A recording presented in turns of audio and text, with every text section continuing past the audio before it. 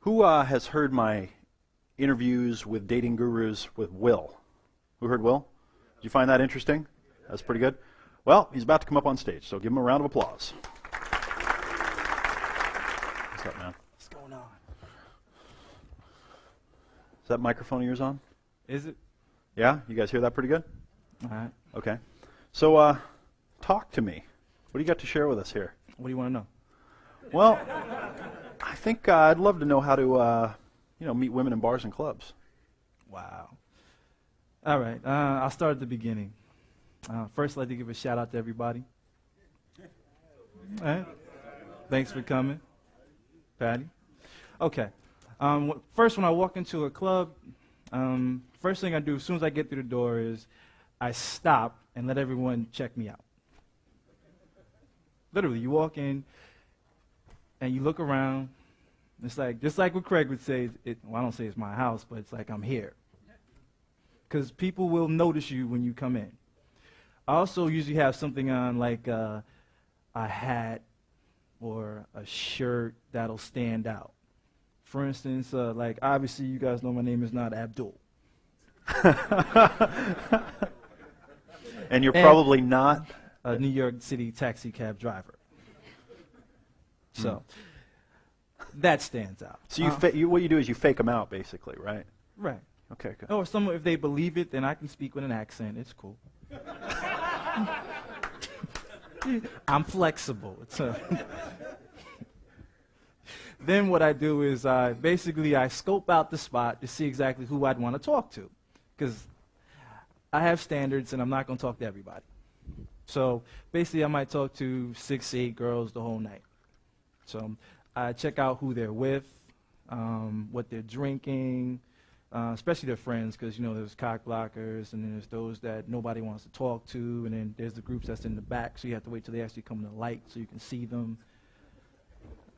Now, how is that? Did you hear what he said? I go out and I check things out because I'm only going to talk to 6 or 8 girls tonight. So I got to figure out who they are. I'm only going to talk to 6 or 8 of them.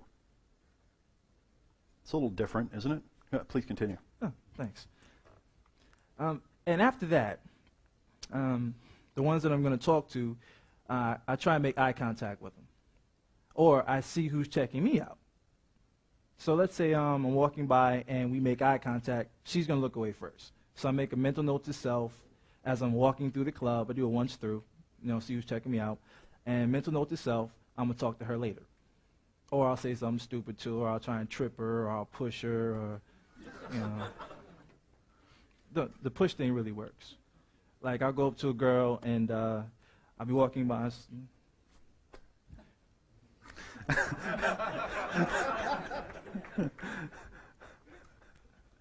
And a lot of times they'll push you back, which means it's on. Or let's say I'm walking through the club, and a pretty girl that's walking through that I might want to talk to, I might do something like this. I'll put a bar stool in her way. So she has to go through me now. And then I'll say something like, you know what, you are so in my way.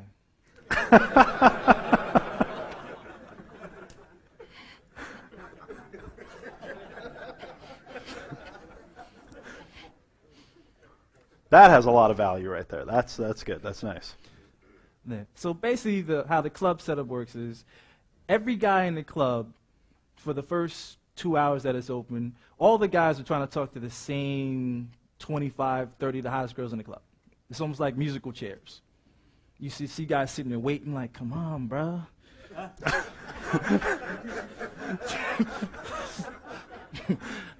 And all the other girls in the club who no one is talking to are like, man, what's up? They're waiting for guys to talk to them. So about 2 hours later, after all the hot girls are either taken, they've left, or they're occupied, then the guys move out into the general population. Start talking to whoever's left. Their second and third round draft picks. So, actually, I'll even share a story that happened a couple weeks ago in a club. I got to the club right before it closed. I'm not advocating this at all. Don't do this. I got there at 3:30. The club closed at 4. I got there to talk to my boy. He had problems.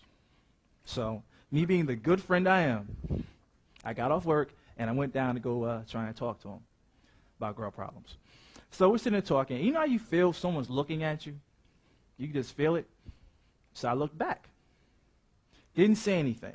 Now, this is one of the clubs where there has a couch that goes all along the side of the club. There was nowhere else to sit but next to this girl.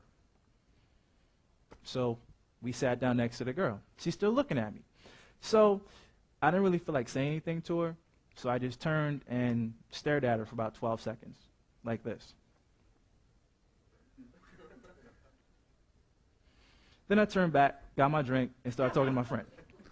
She's still looking at me. Now she's a little perturbed, pissed, whatever.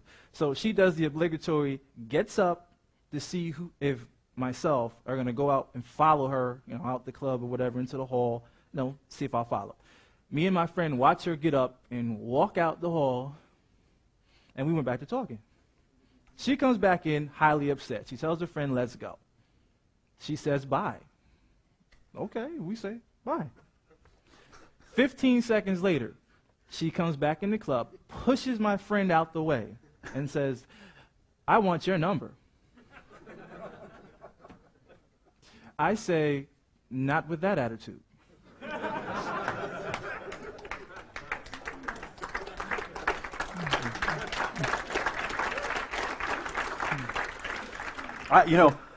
I would love to be able to explain this all by saying that you're, a very attractive man. Or that you're you got some looks thing going for you, but I can't figure it out here. What are you doing? Yeah, catnip in your pocket or something? I get that a lot. So after I said not with that attitude, she says, no, you're going to give me your number. So this has happened before, so I kind of know how to handle the situation. So I saw that look. But I said, okay, fine. I asked for her phone. I'm still not looking at her. I'm like, give me your phone. I put my number in the phone, give it back to her. Don't even look at her. 10 seconds later, after she left, my phone rings. Now, the reason I gave her my right number was because if I didn't, she'd come back and cause a scene. We can't have that. So I pick up the phone. It's the right number.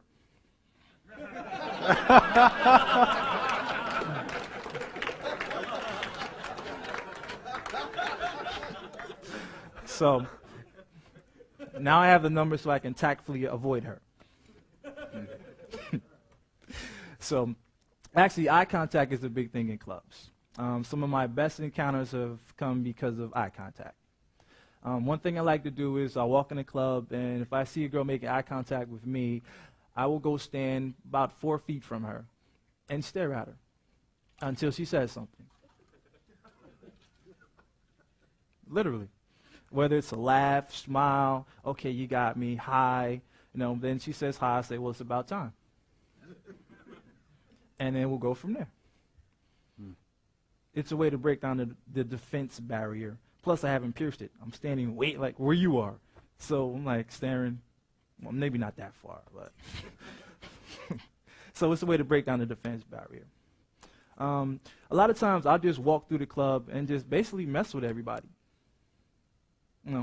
Let's say if I see a guy wearing a shirt I would never wear, I'll go up to some girl and be like, listen, if you see me wearing a shirt like that, please beat the living crap out of me. Please. Now, it's some crazy shirt, but it gets them in the conversation. Or if we'll watch other people dance, or we'll talk about fat people. I don't advocate that, but we talk about fat people.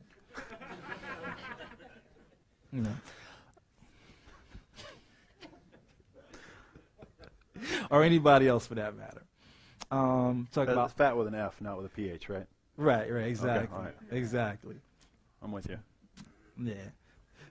So a lot of guys, especially in New York now, a lot of guys, they use their cars, jewelry, bling bling, stuff like that to try and create some type of attraction. The only problem is you can't bring your car in the club. I've tried. Just